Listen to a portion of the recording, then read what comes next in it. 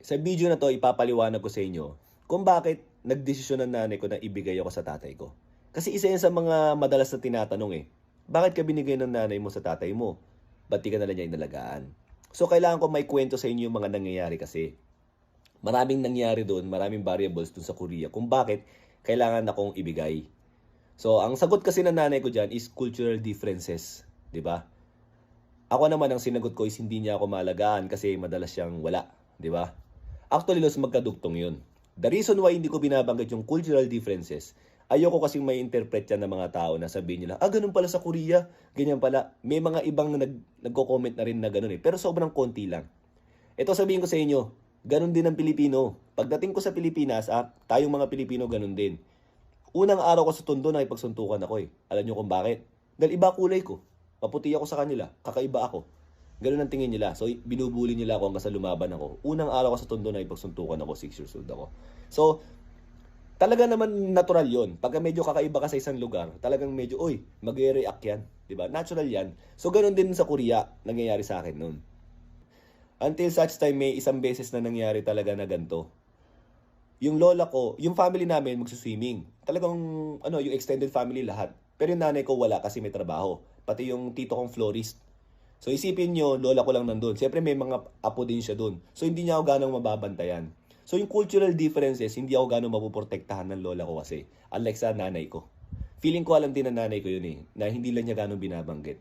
So one time, masaya sila ron. Ako hindi na ako masaya. Medyo balisa na ako sa mga ibang mga kasamahan kong kamag-anak doon. Maliban kay Ate Yongju, tsaka doon sa ate niya. Pati doon sa may kamag-anak ng sa pamilya ng tito kong florist. Kaso wala nga sila doon, eh. So ngayon medyo parang mabigat yung pakiramdam ko. Tapos nakita ko masaya sila. Nagpipicture-picture sila. Habang nagpipicture-picture sila, parang gusto kong isabotage. Tumakbo ako ngayon. Ito totoong nangyari, tumakbo ako. Nung harangan ko, nadulas ako. Tumama yung ulo ko, yung side ng ulo ko sa kanto ng swimming pool. Tapos ayun, parang naano ako, parang na-stun ako. Bagsak ako sa swimming pool. Alam ko malalim yung swimming pool.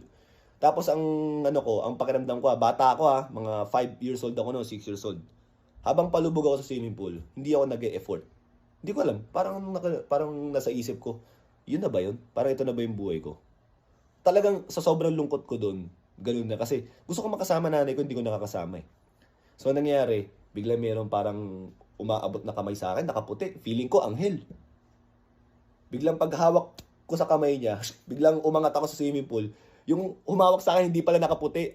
Nakaputi siya sa ilalim ng pool. Pero nung pag-ahon namin, parang naka-dark blue siya. Yung ate ni Yongju, niligtas niya ako nung nalulunod ako. Na hindi ko na ine-effortan yung sarili ko na iligtas yung sarili ko.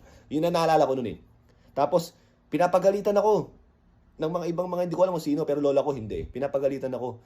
Wala, nakayuko lang ako, umiyak ako. Sabay biglang nag-stop sila. Na parang narinig ko, huy, ano ba? Ba't pinapagalitan niyo pa yan? Ano nga, kawawa nga yung bata, parang gano'n.